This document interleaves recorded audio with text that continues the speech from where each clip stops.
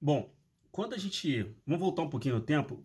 Meados de 1517, no início da Reforma Protestante, a gente vai encontrar alguns reformadores que são historicamente emblemáticos. A gente já estudou sobre isso bastante, você já ouviu em vários lugares.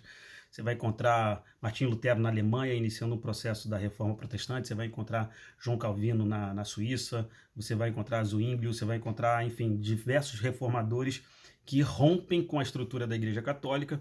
Basicamente, se você vai encontrar estudiosos políticos, vão dizer que a Reforma Protestante foi um movimento político.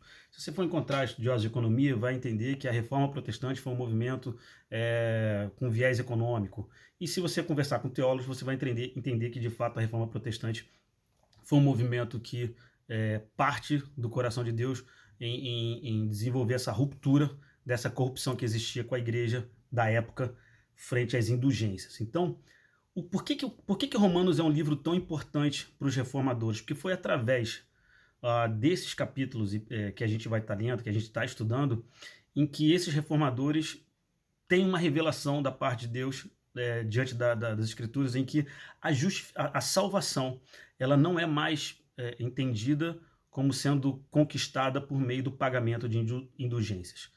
Então, esse é um processo de libertação profunda no meio da igreja cristã da época. Lembrando que só existia uma igreja, não existia movimentos de diversas linhas do cristianismo, só existia uma igreja. E esses homens reformadores, eles pegam a palavra através de uma revelação do livro de Romanos e eles começam a apresentar, na sua época, que a salvação, ela é independente do pagamento de indulgências, você depende simplesmente da justificação diante de Deus. Baseado nisso, a gente vai pegar alguns reformadores da época. Por que surge esse nome teologia calvinista, teologia arminiana? Por que não existe a teologia luterana? Até se a gente encontra alguns estudos de Lutero que você pode até desenvolver alguma teologia nesse sentido. Mas o interessante é que Calvino decreta, de forma lúcida, lendo as escrituras, de que a salvação é um decreto de Deus e que isso não passa pela igreja. Então, baseado nesse fundamento, é um fundamento divino, mas ao mesmo tempo é de uma transformação social enorme, porque tira poder da igreja, o poder de condenar e salvar pessoas. E essa âncora ela é suficiente para segurar a reforma protestante por muito tempo, no movimento coordenado por João Calvino. Quando a gente vai para Lutero, é no mesmo entendimento. A diferença é que o que tem de diferente de Lutero e de Calvino nesse processo? A gente vai ver que Calvino ele entende que a salvação é um decreto de Deus, é uma exclusividade da parte de Deus e ele define aqueles que serão salvos. Ponto.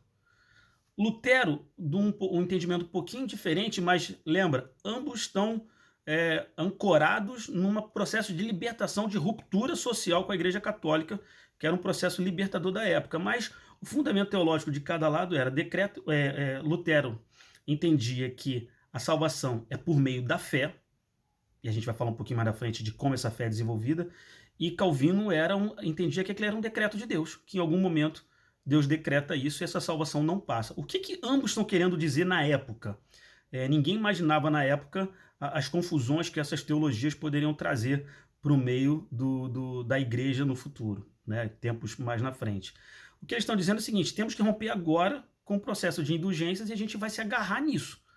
Ou seja, se agarrar em quê? No processo de libertação que a gente teve na leitura da palavra, dizendo que a salvação é por meio da fé, e o outro, não muito diferente, entendendo que também por fé, mas através de um decreto de Deus, onde Deus define quem será salvo.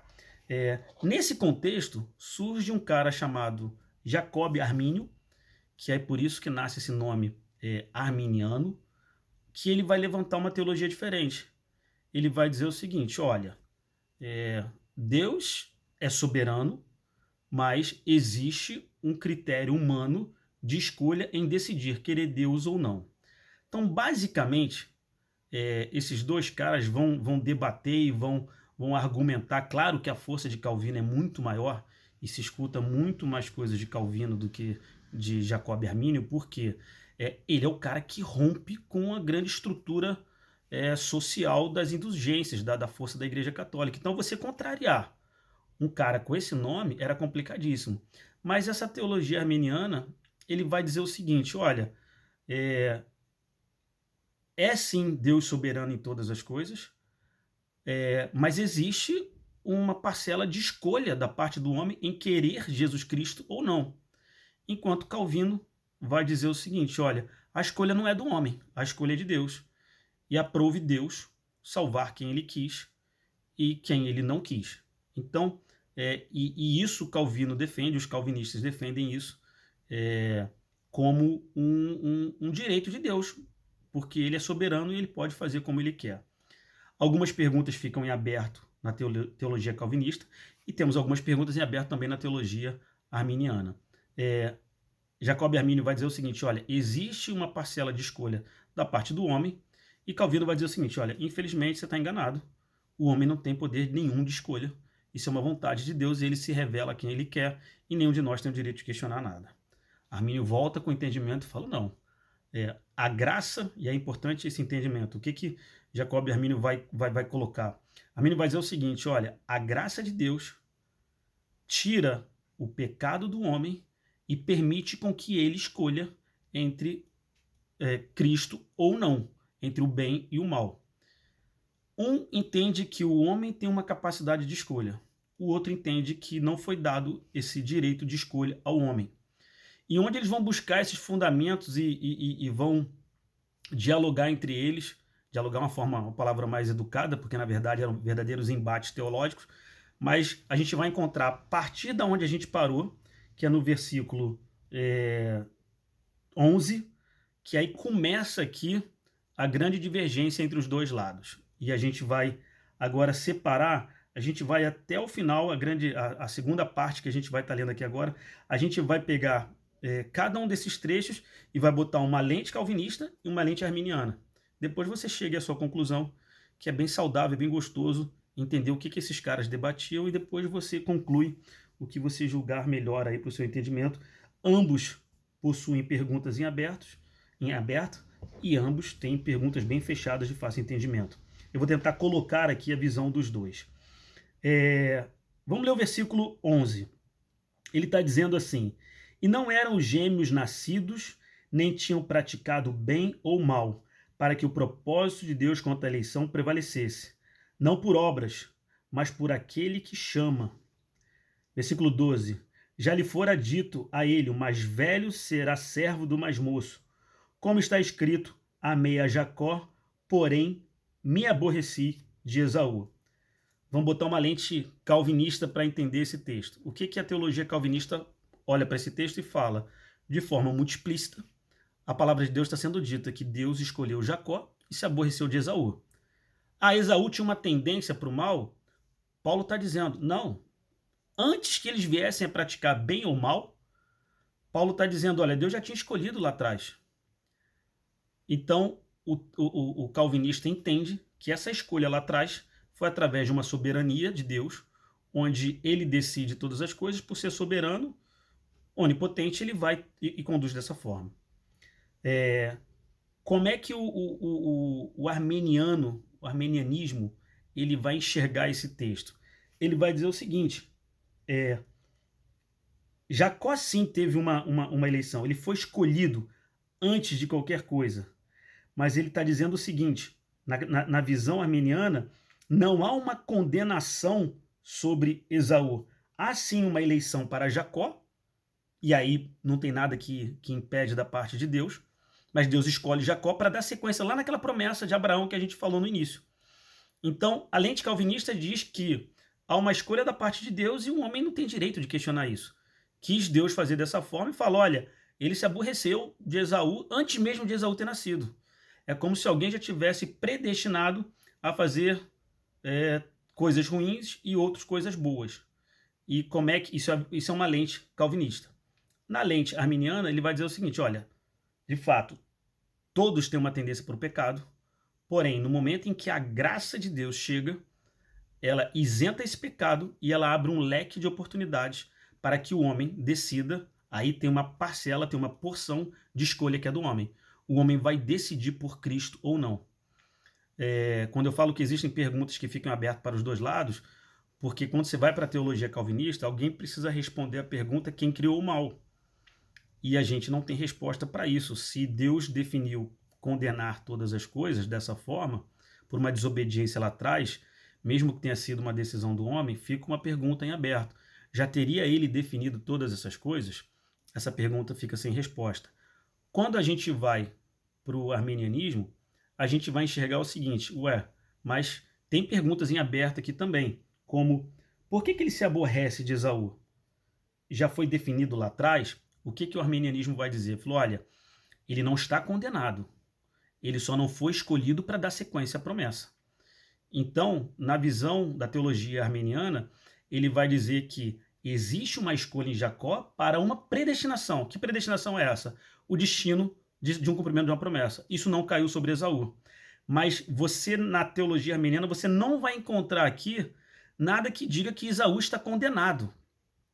Uma coisa é você, na teologia arminiana, uma coisa é você ser eleito para uma predestinação, e outra coisa é você ser eleito para morrer e ir para o inferno. Armínio não entende dessa forma e ele briga com Calvino constantemente nesses dois entendimentos. E aí a gente enxerga essas duas lupas nesse início de texto. Lembra que eu falei que Paulo tem por hábito botar nas suas cartas um interlocutor, que é como se ele estivesse falando com alguém? Perceba o seguinte, eu falei no início que ele está falando para judeus. Mas ele tem um objetivo nessa fala para os judeus. Ele está dizendo para os judeus, a gente vai ver um pouquinho mais na sequência aqui agora, que ele vai falar de Faraó. Paulo está tentando mostrar para os judeus que aprove a Deus não mais dar sequência na salvação do homem pela lei, mas sim pela cruz de Cristo. E aí ele questiona o judeu. Ele de novo coloca aquele interlocutor oculto na frase dele, e ali no versículo 14, leia aí comigo no versículo 14, que diz assim, ele abre de novo uma pergunta, aquilo que eu falei, ele abre uma pergunta e parece que ele mesmo responde. Ele fala assim, que diremos, pois? A injustiça da parte de Deus? De modo nenhum. Vamos parar aqui, depois a gente vai na sequência. O que ele está querendo falar para os judeus aqui? Às vezes a gente precisa ter um outro entendimento. A gente sempre fala que Deus pode todas as coisas. É muito interessante isso. Eu vou falar para você, Deus não pode todas as coisas. Você vai dizer, pô, Deus não pode todas as coisas? Por que isso? De onde você está tirando isso? Nosso Deus é onipotente, pode todas as coisas. Existe um elemento que limita Deus e impede Deus de ser onipotente. Que limitador é esse? É a sua própria palavra. Lembra que lá no dilúvio ele registra dizendo, olha, nunca mais destruirei um homem dessa forma através do dilúvio. Qual é o limitador agora do agir de Deus? É a sua própria palavra. Ele se permitiu se limitar neste assunto. Então, você pode ver a chuva caindo à vontade, você fala, vamos morrer todo igual. Não, para. Deus se limitou nesse momento. Ele permitiu se limitar e soltou uma promessa do qual ele é fiel à sua palavra.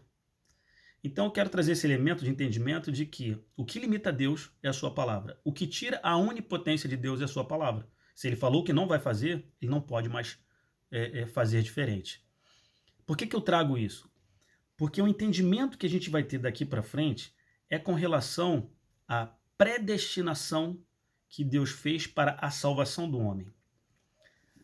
Para Jacob e Armínio, o que está predestinado é o caminho com que as pessoas se salvam. Ou seja, ninguém mais será salvo pela lei. Por isso que no versículo 14, ele fala, que diremos, pois, a injustiça da parte de Deus? De modo nenhum. Deus agora está querendo mostrar para o homem e para o judeu, lembra que Paulo está falando para o judeu, falou assim, olha, a lei foi importante, mas aprove a Deus agora interromper isso e ele faz como ele quer. Ele quis salvar o homem através do plano de Jesus Cristo. Alguém pode ser salvo fora de Jesus Cristo? Não tem como. Por quê? Porque isso foi predestinado por Deus. Ou seja, todos aqueles que optam por Cristo estão predestinados à salvação. Essa é a visão arminiana. A visão calvinista é, Deus escolheu alguns, todos já estavam condenados no Éden por conta do seu pecado, e agora Deus resolveu selecionar a seu critério aqueles que ele separou para a salvação e deixando outros irem para o inferno, porque foi uma escolha dele. Ele tira do mérito do homem, ele vai dizer, o homem, a salvação não tem nenhum mérito no homem. Ele não tem capacidade de escolha. Então, Deus, através da sua misericórdia, ele resolve pensar e escolher, dentro da teologia calvinista, a salvação para alguns de uma forma muito simples. Quando você vai para a lente armeniana, ele vai dizer o seguinte: a predestinação não é da pessoa, mas é do caminho. O caminho está predestinado. E ele fala para o judeu: você pode questionar essa predestinação? Claro que não, você é barro, você é vaso, a gente vai ver isso mais na frente. Ele predestinou o caminho e todos aqueles que alcançam esse caminho se tornam eleitos e predestinados a essa salvação. Essa é a visão arminiana. O calvinista vai dizer: o homem, herança do pecado, essência do pecado, é incapaz de fazer essa escolha e Deus, na sua infinita misericórdia, decide salvar alguns. Perguntas que ficam em aberto na teologia calvinista. Não seria a cruz de Cristo para todos ou só para os eleitos e predestinados no entendimento calvinista? Então, essa pergunta fica em aberto. Para o calvinista fica até fechado, porque ele vai dizer o seguinte: sim, Deus é soberano e aprove a ele fazer dessa forma. O armeniano, na teologia armeniana, ele vai dizer o contrário. Ele falou assim: não, Deus é justo, a salvação é para todos. A graça permitiu com que o homem, a graça comum permitiu com que todos os homens pudessem fazer a sua escolha, e a salvação é uma escolha humana. Resumindo teologia calvinista e teologia armeniana, a salvação para o calvinista é um decreto de Deus, e a salvação para o arminiano é uma escolha humana. E aí se discorre aí o que se tem de material, o que se tem de livro falando sobre esses dois pontos é incontável. Vamos na sequência para que a gente possa entender, porque tem mais coisas que vão trazer mais conflito entre essas duas lentes. Versículo 15 diz assim: pois ele diz a Moisés: terei misericórdia de quem me aprouver ter misericórdia, e compadecer-me-ei de quem me aprouver ter compaixão. Assim, pois, não depende de quem quer ou de quem corre, mas de usar Deus a sua misericórdia. Porque a Escritura diz a Faraó: para isto mesmo te levantei, para mostrar em ti o meu poder e para que o meu nome seja anunciado por toda a terra. Logo tem ele misericórdia de quem quer e também endurece a quem lhe apraz. Perceba, para o calvinista esse texto está dizendo: ele condena quem ele quer condenar e ele salva quem ele quer salvar. Para o armeniano ele está dizendo o seguinte: em nenhum desses textos há uma condenação. Para o armeniano há aqui uma forma de revelar a bondade de Deus. Quando ele fala: terei misericórdia de quem me aprouver ter misericórdia, e compadecer-me-ei de quem me aprouver ter compaixão, ele está dizendo o seguinte: olha, se eu quero salvar os homens daqui para frente, pela predestinação do caminho que é Jesus Cristo, isso é um direito meu, Deus. Eu não quero compartilhar isso com você, judeu. Quem é você para questionar a forma como eu estou fazendo? Assim como eu fiz com o Faraó, de endurecer o seu coração para cumprir um propósito dele. Você vê que em nenhum momento aqui há uma palavra de eu condenei Faraó. Né? Então, as pessoas são eleitas para um propósito e nesse propósito há uma predestinação. Inclusive, a gente vai ver um pouquinho mais na frente que ele vai usar o termo agora vasos de honra e vasos de desonra, que é um outro elemento, uma outra figura utilizado por Paulo para que, na visão arminiana, ele está dizendo que existe um propósito para que o homem tome a sua escolha. E para a visão calvinista, na verdade, isso está sendo um decreto de Deus na escolha do homem, cabendo a cada um de nós simplesmente aguardar essa decisão da parte de Deus.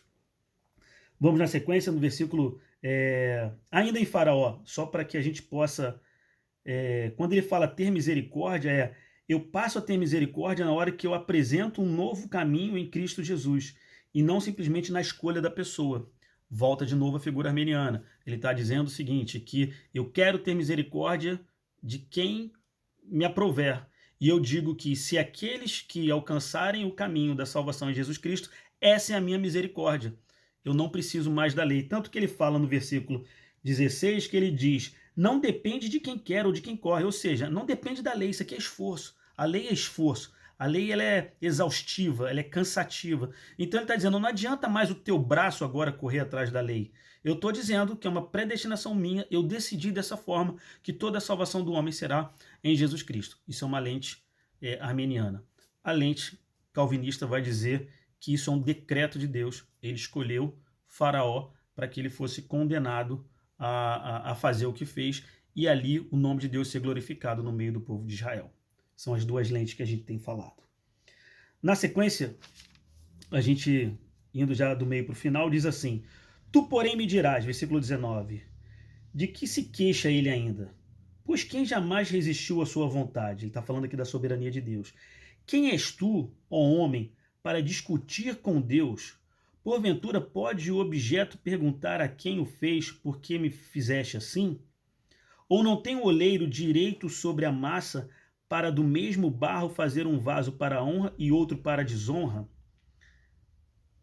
Que diremos, pois, se Deus, querendo mostrar a sua ira e dar a conhecer o seu poder, suportou com muita longanimidade os vasos de ira, preparados para a perdição? Aí, nesse momento, o fôlego, a oxigenação calvinista vem forte, porque ele está dizendo que preparados para a perdição, a fim de que também desse a conhecer as riquezas, versículo 23, a fim de que também desse a conhecer as riquezas da sua glória em vasos de misericórdia, que para a glória preparou de antemão, os quais somos nós, a quem também chamou, não só dentre os judeus, mas também dentre os gentios.